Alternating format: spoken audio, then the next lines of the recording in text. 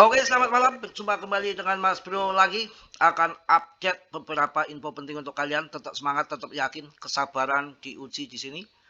Hanya market koreksi yang nggak seberapa dengan banyak berita-berita yang negatif.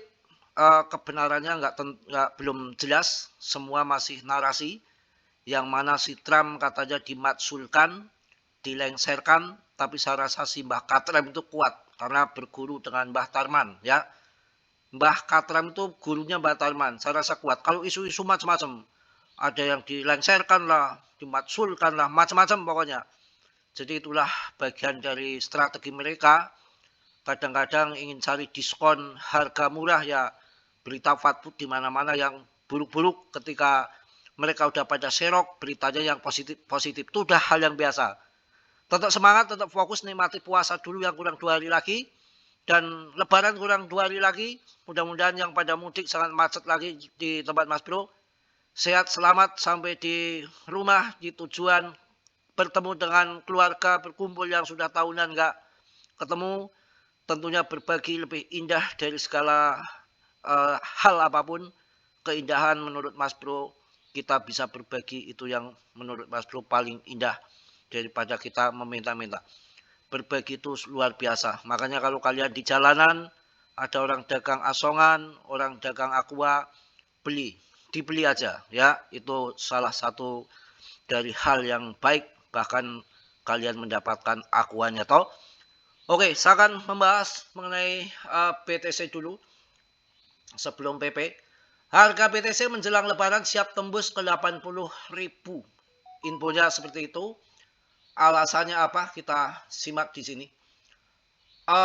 Kembali menjadi sorotan setelah berhasil menembus level tertinggi dalam 1,5 bulan terakhir. Lonjakan harga ini memicu optimis baru di pasar kripto, terutama di kalangan investor yang telah lama menantikan pemulihan signifikan. Namanya berita kalau akan diangkat mereka udah serok, ya positif-positif. Kalau dia ingin serok, ya pasti harganya ingin dibanting berita yang fatwa, karena media itu masih senjata yang ampuh untuk mereka mainkan. Dukungan kuat dari pemegang jangka panjang menjadi fondasi utama yang menopang tren positif ini. Kini pertanyaan yang besar adalah muncul, mampukah BTC melanjutkan momentum ini hingga menembus angka psikologi di 80.000 dolar. Pulihnya kepercayaan pasar holder jangka panjang jadi kunci. Salah satu indikator penting yang menunjukkan perbaikan kondisi pasar adalah Nets Profit and Loss (NUPL) BTC. Data terbaru memperlihatkan ya bahwa NUPL telah membaik dari minus 26,6% menjadi minus 21 saja persen, 21,9%, menandakan penurunan kerugian di atas kertas bagi para investor, walaupun masih berada di zona negatif, ya. Apa itu Nets ini? Kita singkat-singkat saja biar cepat. Penurunan kerugian yang belum direalisasikan berarti semakin sedikit investor yang terpaksa menjual asetnya dengan harga diskon. Itu aja singkat, ya. Sudah malam. Lipliness turun, sinyal akumulasi holding jangka panjang. Ini Lipliness ini sinyal akumulasi holding jangka panjang. Kita melihat data-data yang ada dulu, ya. Selain NUPL, metrik Lipliness juga menunjukkan perkembangan yang sangat positif bagi Bitcoin. Selama 1 bulan terakhir, Lipliness terus menurun, menandakan bahwa pemegang jangka panjang lebih memilih untuk mengakumulasi daripada menjual aset mereka. Penurunan Lipliness ini secara langsung mengurangi pasokan BTC yang beredar di pasar sehingga menciptakan tekanan kenaikan harga secara bertahap. Mudah-mudahan naik secara bertahap. Saat ini Lipliness berada di titik terendah dalam 4 bulan terakhir, menjadi salah satu sinyal bullish paling kuat di kondisi on-chain. BTC saat ini pemegang jangka panjang dikenal sebagai tulang punggung struktur pasar BTC, dan perilaku akumulasi mereka seringkali menjadi pertanda kenaikan harga yang signifikan. Oke, mudah-mudahan bisa masuk 80.000 di Maret ini. Ya, itu saya singkat-singkat saja. Dan indikator money flow, indeks MFI yang telah menembus angka 73,5 perlu diwaspadai juga. Oke, kita akan masuk ke jual beli Indodax. Apa masih oke?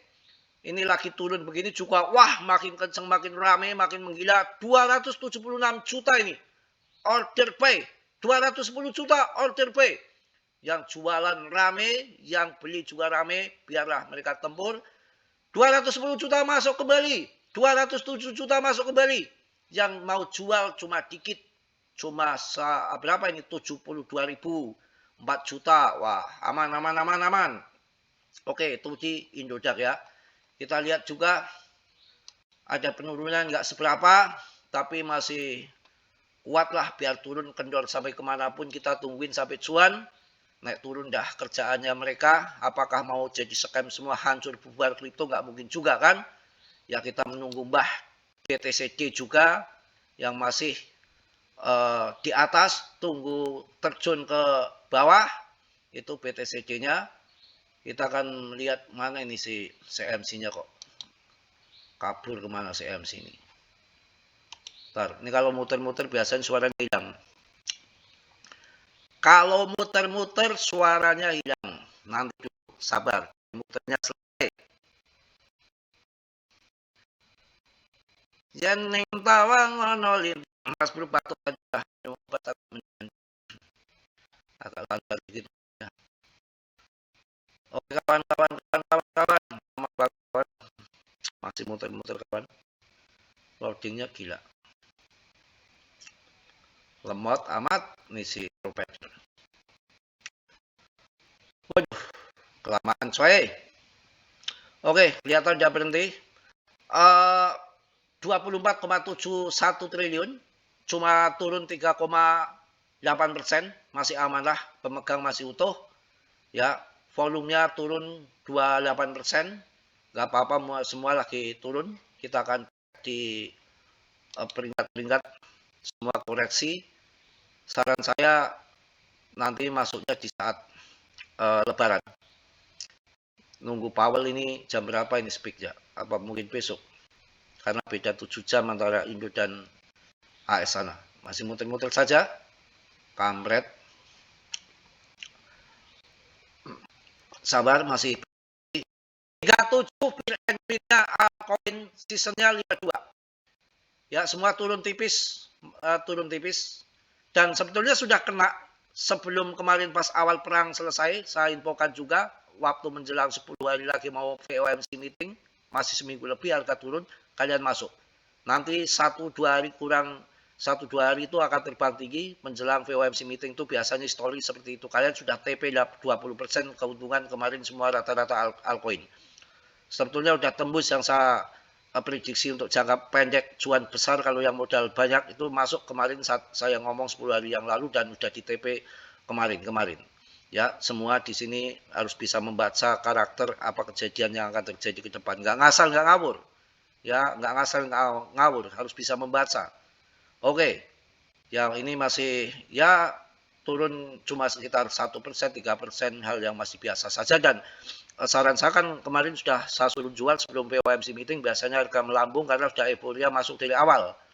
Dan nanti masuk lagi ini di saat lebaran koreksi, mudah-mudahan koreksi kecil masuk dan mudah-mudahan habis lebaran pump kembali. Mungkin itu yang saya sampaikan di malam hari ini. Tetap semangat, yang mudik hati-hati, tetap dia riset sendiri. Dalam dunia kripto berisiko tinggi, bisa cuan ataupun membeli dadakan. Mas Bro tidak bertanggung jawab atas kerugian kalian. Semua kerugian ditanggung masing-masing. Oke, salam dari Tegal Mas Bro. Assalamualaikum warahmatullahi wabarakatuh. PPPPPP. Jos. Jadi kelepotan ini.